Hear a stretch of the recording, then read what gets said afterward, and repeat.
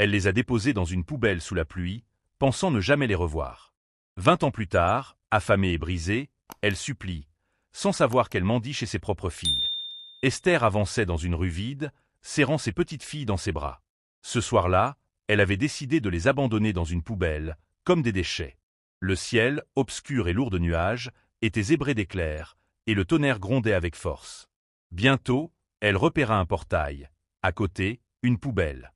Elle souleva prestement le couvercle, y déposa les bébés et s'éloigna sans un regard en arrière. Elle marchait vite, refusant de se retourner. Un éclair déchira le ciel, suivi d'un nouveau grondement. Son cœur tressaillit. Une petite voix intérieure murmura « Et si la pluie inondait la poubelle et que les bébés mouraient ?» Mais Esther continua, indifférente à leur sort. Arrivée à la gare routière, elle monta dans un bus. Assise, elle sourit, elle était libre. Les bébés n'étaient plus là. Elle pourrait retourner à Lagos, reprendre son travail dans les boîtes de nuit, séduire des hommes et amasser de l'argent. Les nuages s'épaississaient, un autre tonnerre éclata. Le bruit réveilla les bébés, qui se mirent à pleurer, leurs cris résonnant dans la poubelle. Puis, un phénomène étrange survint, presque un miracle. Les nuages se dissipèrent soudain, et le ciel nocturne s'illumina d'étoiles. Une femme, mentalement instable, s'approchait de la poubelle. Chaque nuit, elle y cherchait de quoi se nourrir, son dîner habituel. Ce soir-là, elle y trouva 2 bébés en pleurs, gigotant bruyamment dans le conteneur. Elle regarda autour d'elle, puis les prit délicatement dans ses bras.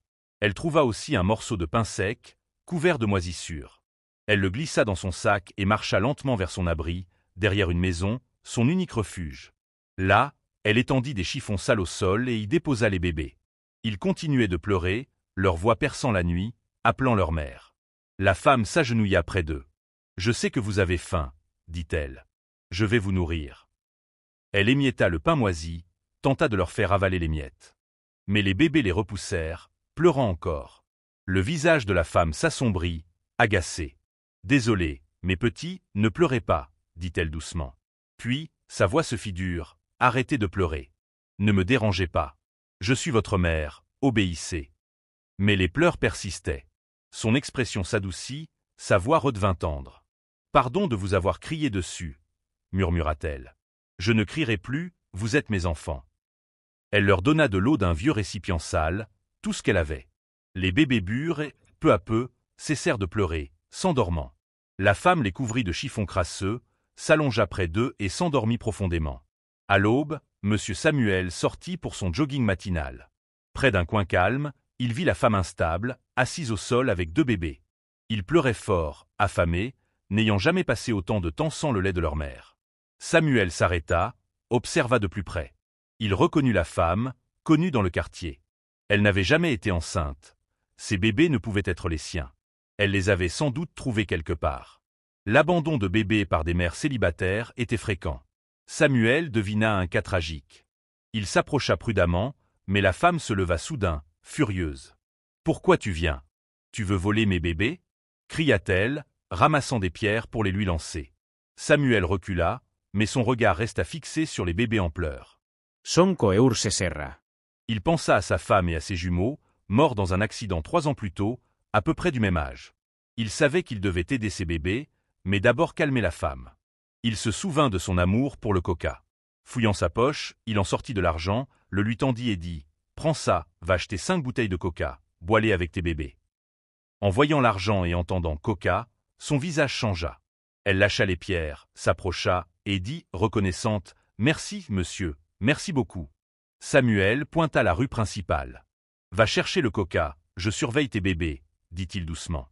Elle partit en courant, tourna un coin et disparut. Dès qu'elle fut hors de vue, Samuel prit les bébés et courut chez lui. Pendant ce temps, la femme arriva à un magasin de coca, frappa violemment à la porte. Il était tôt, rien n'était ouvert. « Qui est là ?» cria un homme à l'intérieur. « Je veux du coca, » répondit-elle, frappant plus fort. Furieux, l'homme rétorqua. « C'est pour du coca que tu viens nous déranger si tôt. » Elle hurla. « Si tu ne me donnes pas de coca, je brûle cette maison. » Alarmés, l'homme et sa femme sortirent. Reconnaissant la femme, ils se calmèrent. La femme rentra, revint avec 5 bouteilles de coca et les lui donna. La femme instable prit les bouteilles et retourna en hâte vers son abri. Mais en arrivant, elle ne vit pas les bébés. « Où sont mes bébés ?» cria-t-elle, affolée, scrutant les environs. Elle laissa tomber les bouteilles, s'effondra et pleura, se roulant au sol, hurlant jusqu'à ce que le soleil se lève. Des gens se rassemblèrent. « De quoi parle-t-elle » demanda un homme. Un autre dit « Je l'ai vue avec des jumeaux hier soir. » Une femme, se tenant la tête, s'exclama « Encore une fille qui a jeté ses bébés, et cette folle les a ramassés. » Une autre ajouta, inquiète « J'espère que ce ne sont pas des gens qui font des rituels pour l'argent. » La femme pleura jusqu'à l'épuisement, s'allongea sur le sol, les bras vides, et s'endormit. Chez lui, Samuel retira les vêtements sales des bébés, couverts de détritus, de nourriture pourrie, de légumes en décomposition. Il secoua la tête, comprenant qu'il venait d'une poubelle. Il fit chauffer de l'eau, y ajouta des antiseptiques, les lava doucement, puis les enveloppa dans des serviettes propres. Il acheta du lait en poudre et les nourrit. Plus tard, sa fiancée, Rosa, lui rendit visite. Elle sourit en voyant les bébés. Mais son visage changea quand il expliqua leur origine. « Ils vont rester ici avec toi » demanda-t-elle froidement. « Oui » répondit-il. Leur mariage était prévu dans 2 semaines. Rosa fronça les sourcils. « Tu veux t'occuper des enfants d'une autre ? Pas moi. Ces bébés pleurent, c'est agaçant. Je ne ferai pas ça. Tu veux m'épouser pour me faire souffrir ?» Samuel désigna les jumeaux. « Regarde-les, je ne pouvais pas les laisser avec cette femme instable.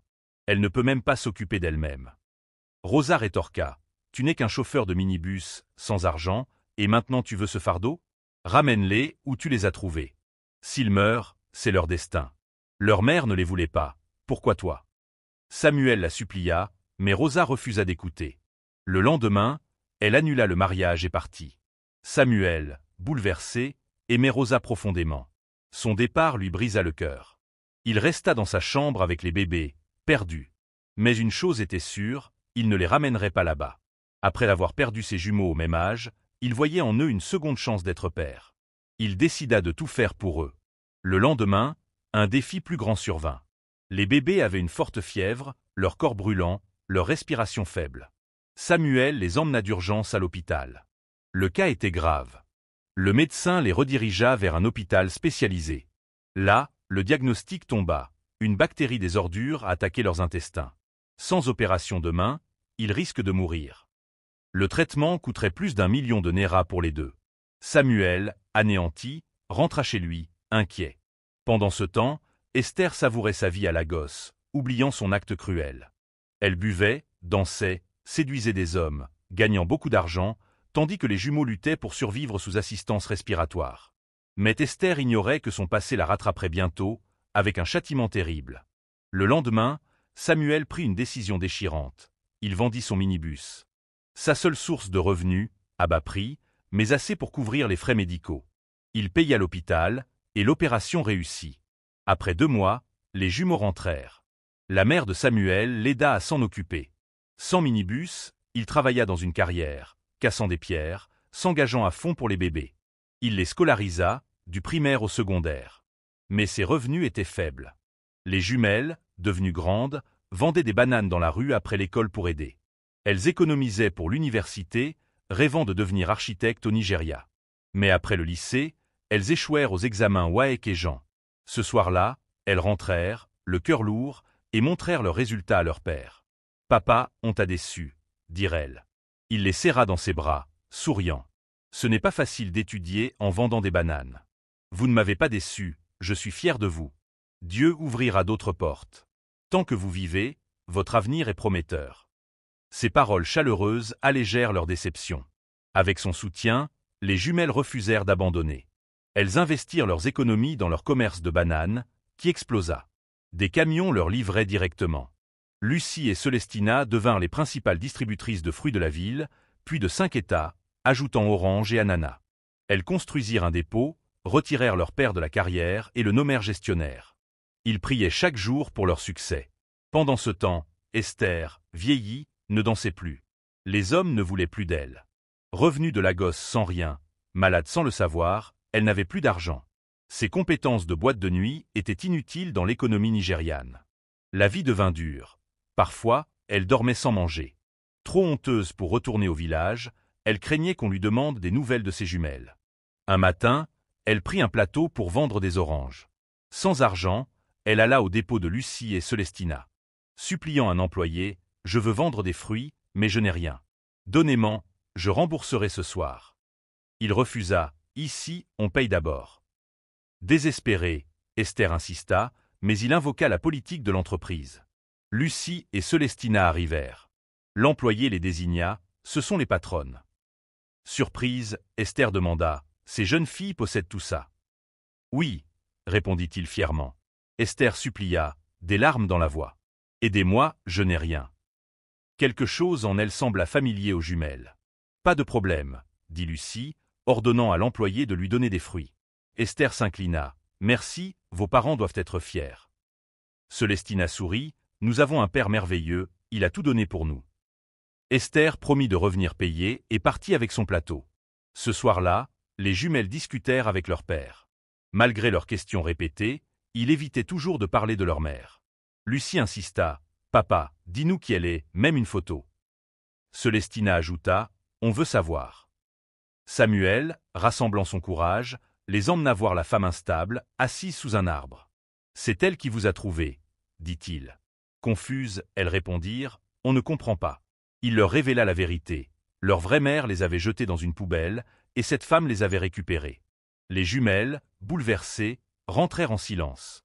Plus tard, elles revinrent. « Papa, merci pour tout, » dit Lucie. Célestina ajouta, « Cette femme est notre mère maintenant. On ne la laissera pas vivre dans la rue. » Le lendemain, elles emmenèrent la femme dans un hôpital psychiatrique. Esther, elle, revint au dépôt, reçut plus de fruits, et vit Samuel, présenté comme le père des jumelles. « Vous devez être fiers, » dit-elle. Il sourit, « Ce sont de bonnes filles. Dieu me les a données. » Esther soupira, « J'aimerais avoir des filles comme elles pour arrêter de vendre sous ce soleil. » Samuel la consola, « Dieu prendra soin de vous. » Leur conversation mena à une révélation. Samuel confia que les jumelles n'étaient pas ses filles biologiques, racontant leur sauvetage. Esther trembla. « Vous souvenez-vous de la date ?» demanda-t-elle. Samuel donna la date exacte et le nom de la femme instable. Esther cria, Esefandra. On l'emmena à l'hôpital. Lucie et Célestina payèrent ses frais. Une semaine plus tard, elles placèrent leur mère dans un hôpital psychiatrique. Les médecins confirmèrent qu'elle pouvait guérir. Esther, stabilisée, rentra chez elle. Sa sœur, Eka, vint s'occuper d'elle, furieuse, « Tu es égoïste. Où sont tes jumelles ?»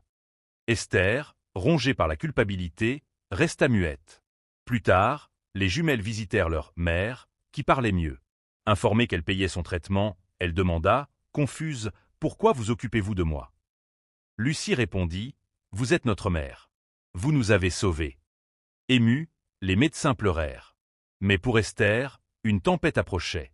Ses examens révélèrent de graves maladies, hépatite, syphilis, diabète, AVC. Sa sœur, lisant le rapport, dit, « Le mal que tu as fait te rattrape. Avoue ce que tu as fait à tes jumelles. » Esther, faible, demanda à voir les jumelles. Ce soir-là, elle confessa, « Je suis votre mère. C'est moi qui vous ai jeté. » Célestina, furieuse, cria, « On t'aurait laissé mourir. » Lucie, en larmes, demanda, « Pourquoi ?» Esther supplia leur pardon.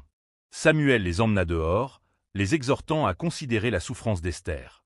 Touchés par leur mère et leur père, les jumelles retournèrent et dirent, « Nous te pardonnons. » Esther murmura, « Merci. » Sa sœur cessa de la réprimander. Lucie et Célestina décidèrent d'aider Esther, la considérant comme une seconde mère. Mais le lendemain, Esther ne se réveilla pas. Morte. Les jumelles et Samuel l'enterrèrent au village, où la famille les accueillit comme les filles perdues d'Esther. Lors des funérailles, elles déposèrent des fleurs sur sa tombe, pleurant une mère qu'elles avaient pardonnée. Leur autre mère, guérie, vint vivre avec elles, et ensemble, elles bâtirent une vie paisible.